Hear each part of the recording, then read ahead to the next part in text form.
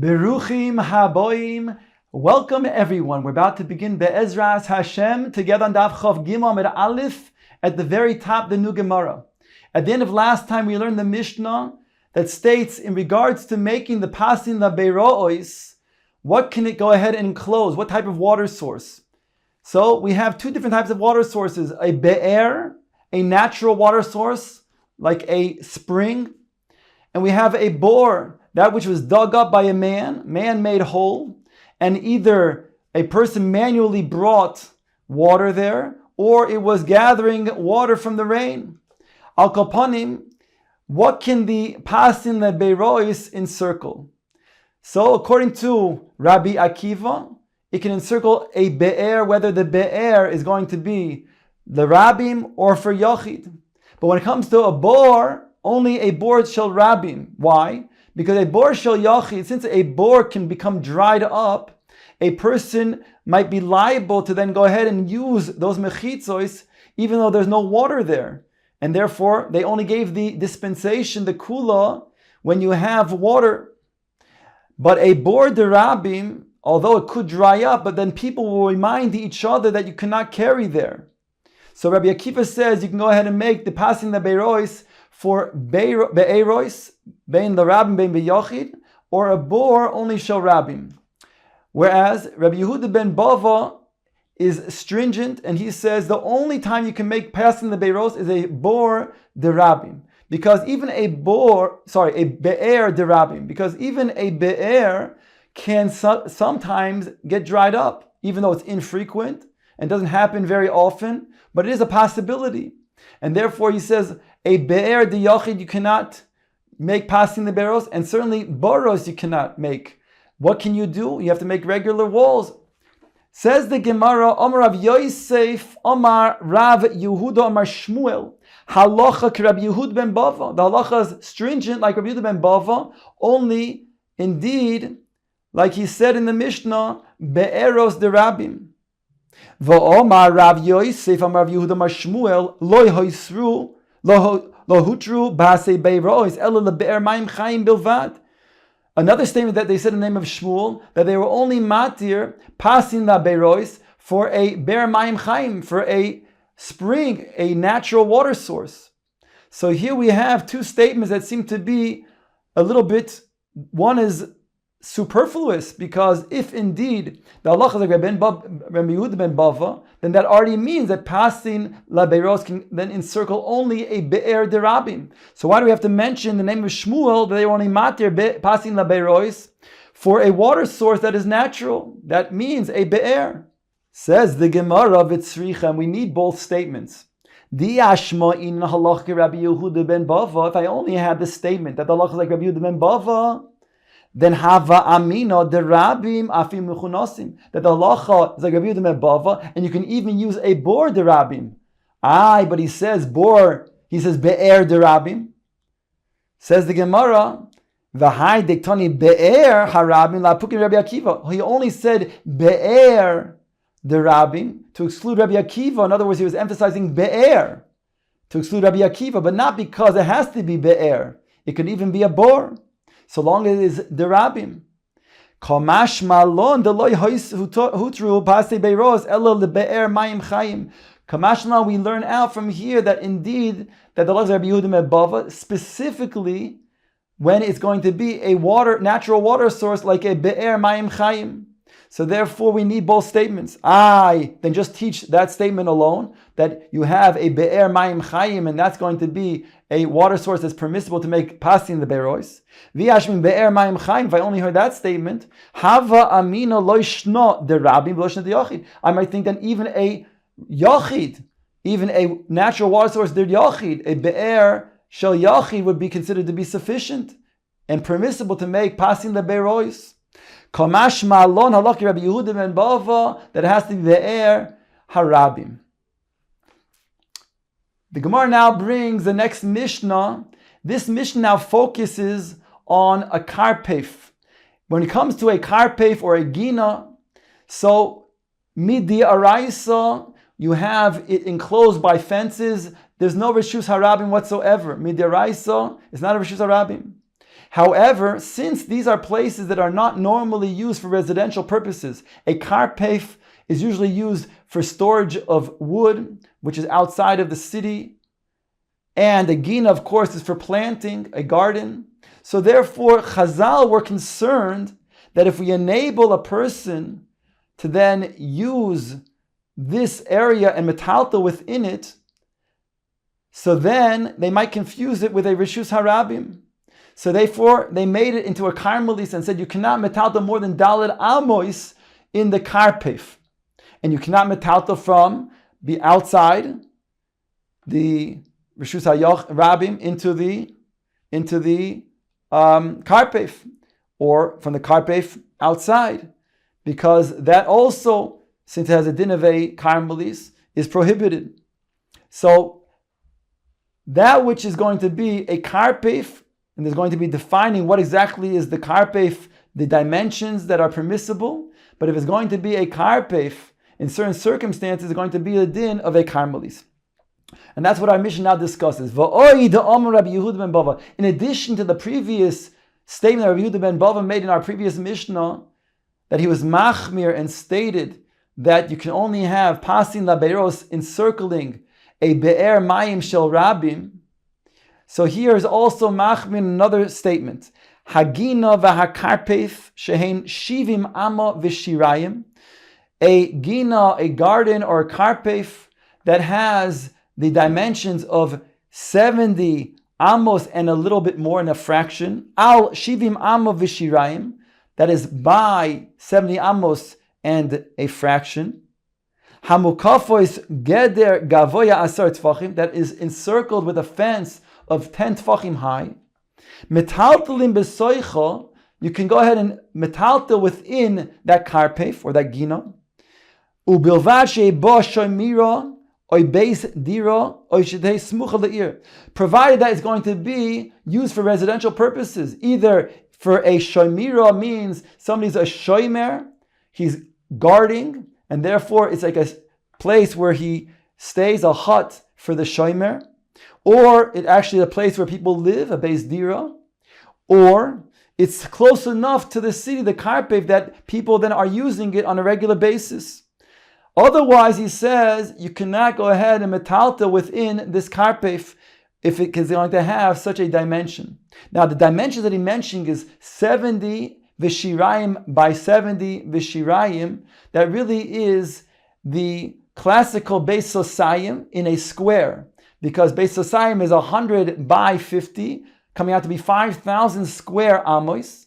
So if you make it into a square, so you'll come out to be 70 v'shirayim by 70 v'shirayim, a total of 4,994, a little bit short of the 5,000 square amos. The Mishnah continues with another opinion.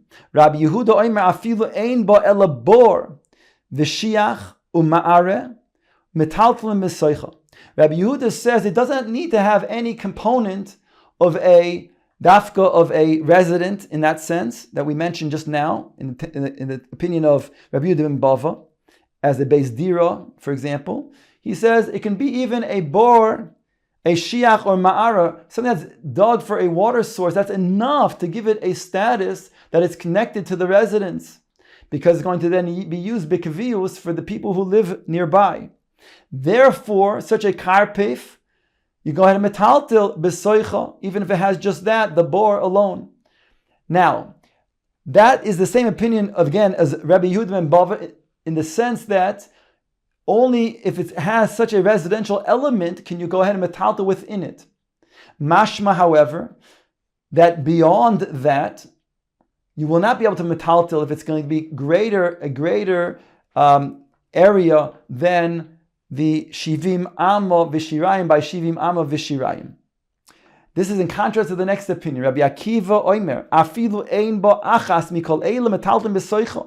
Ubilvad sheyeh bo shivim amma v'shirayim al shivim amma v'shirayim. Rabbi Akiva now says that you don't need any residential element. That so long as you have a karpef, again, that's of course that it's then has its fence around it, and it's a measurement of shivim v'shirayim by shivim v'shirayim amos, then you can metaltal even without any residential element. However, if it's going to be used with a residential element, then indeed it can be as large as you want.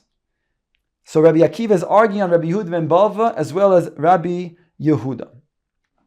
Rabbi Eliezer Omer im haisa orka yeser al rachba afilu amo achas ein metaltlin b'soicha. Rabbi Eliezer says that if it's going to have the length greater than the width, even by one amma, you will not be able to metaltel within it. In other words, Rabbi Eliezer is makbi that it be a square. So it's going to be specifically this type of square that one can use and metaltel within it, otherwise not. And again, this is providing that it doesn't have any residential component. But if it does, then he would agree with Rabbi Akiva that you can go ahead and make an area even greater without any limitation. Rabbi Yossi Omer afilu orka pishnayim berochba metaltlin b'soichai. Rabbi Yossi argues and says even if the length is going to be twice as great as the width, let's say the width is 50 and then the length will be 100, so it'll be 50 by 100, like the classical base sosayim of 5,000 square amos, that you can go ahead and metalta within it again without any residential component. But if again you do have it for some sort of residential component, then you can then make it even beyond. Om Rabbi Eloi, Shamati mi Rabbi Elazar, I heard in the name of Rabbi Elazar, Va'afilu hi kebeis kur. I heard in the name of Rabbi Elazar rather, that you can even have the shetach, the area, to be as large as a base kur. So long as, again, it's going to be fenced in, the karpef doesn't have a limitation, even without any residential component. And a base kur is 30 saw, which comes out to be 15 times the base sosayim. So if a base sosayim is 5,000 square amos, we're talking about 75,000 square amos.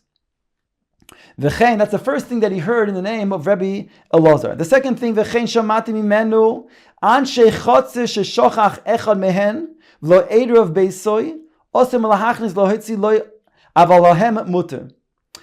It states over here that in regards to eruv chatzeros, we know that a person cannot metalta from a bias to a chatzer or vice versa, because the Chacham were concerned that one then might metaltel into a reshus harabim. So they made the requirement of an eruv chatzeros that is going to then combine all of those who live within that chatzer, all of those batim.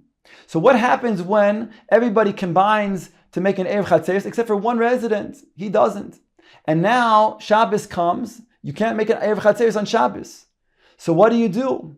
So the halacha is that the person who did not make eruv chatzeros, he can mevatel his own reshus, whereby he doesn't have a reshus in the chatzer, and everybody that lives there continue as one, can then metaltil from the chatzer to the bayis and vice versa. So not only can they metaltil from their bayis to their chatzer and vice versa, they can even metaltil from his bayis and the chatzer and vice versa, so long as not for his sake. And that's the halacha that he learned from Rabbi Elazar. The third halacha that he heard from Rabbi Elazar, v'chein shamati menu sheyotzin ba'akravalin ba'pesach, that you can use for your moror on Leil Seder from a plant with a leaf called akravalin. Now, there's other girsos that's found in Maseches Psochim that has the word akravlin, because akravlin, from the word akrav, the leaf is similar to a scorpion. Anyways, he heard that you can use this in addition to the 5 that are mentioned in Maseches Psochim. This additional one can be used as your mower. Then he goes on to say, V'chazarti al kol talmidov, I went, Rabbi Eloi says, to all of the other Talmidim of Rabbi Elazar, ubikashti li chover, and I wanted to seek out a colleague that would substantiate what I heard. V'lo matzasi, and I didn't find. So now the Gemara is now going back on the original statement, the first statement of our Mishnah. Our Mishnah had stated that we have an additional chumrah that Rabbi Yehuda ben Bava shares with us. In addition to what he said in the previous Mishnah, that the previous Mishnah, he argued in Rabbi Akiva and said that you can only make pasin laberos for a be'er of the rabbim. He makes now another statement, as the Mishnah stated, that he can make only a karpef if it's going to be the 70 Vishirayim by 70 Vishirayim, providing that it's going to have a residential component. Ask the Gemara, "My Tana diktoni va'oid." Why does it teach in our Mishnah va'oid? Omar Rabbi Yehuda ben Bava. Why does it say in addition? Rabbi Yehuda ben Bava said, if you're going to say because he taught one halacha l'chumra, now he's teaching another one, like the previous Mishnah taught, and now he's teaching an additional statement that is a chumra, and that's why it says va'oid, and moreover, he taught this following statement, mishum hachik tani va'oid, because of that you say the word va'oid. V'ho, Rabbi Yehuda, the tana le chada l'chumra, v'tani achrita v'lo tani va'oid. Rabbi Yehuda himself teaches a chumra, and then subsequently teaches another chumra, and it doesn't say va'oid, Gabi Rabbi Yehuda. In the first Mishnah we have in our perek, Rabbi Yehuda says a chumra, he argues in regards to pasin la beirois. He says that it can only be within the enclosed area of a base sosayim. Yet, over here, in our Mishnah, in the previous Mishnah, on Daf Chav Beis Amud Aleph, Rabbi Yehuda, he also says a chumra, because Rabbi Yehuda states over there that if the rabbim are going to then enter the pasin la beiros, they'll mavatal the mechitzos. So there it doesn't say va'oid.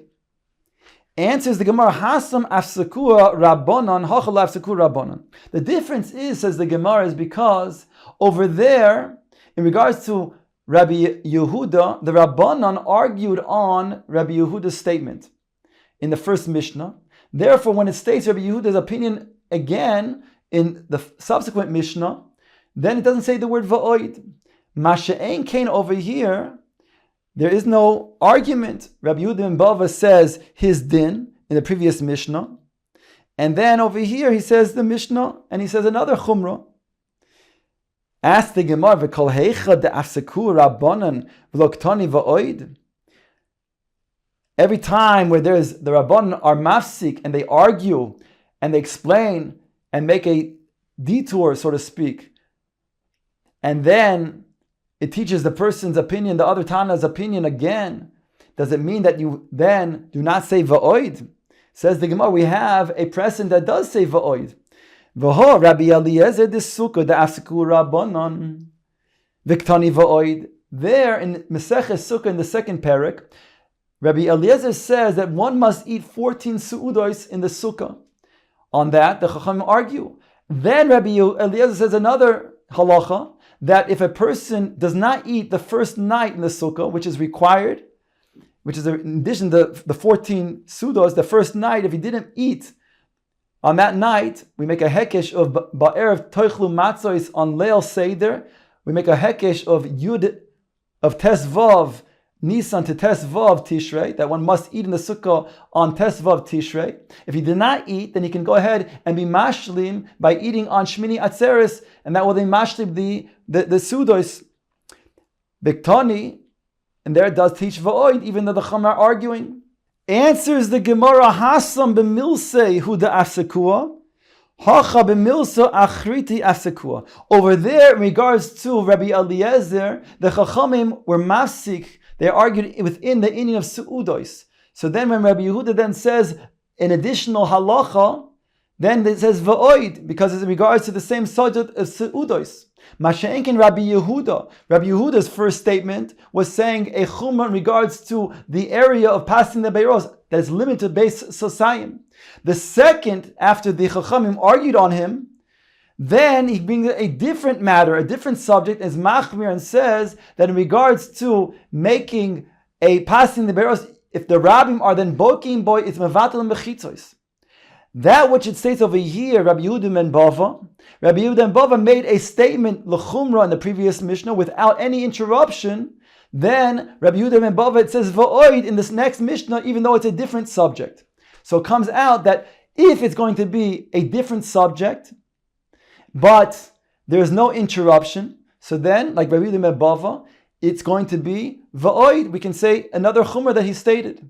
However, if it's going to be a different subject, and there's going to be an interruption, so then we do not say va'oid.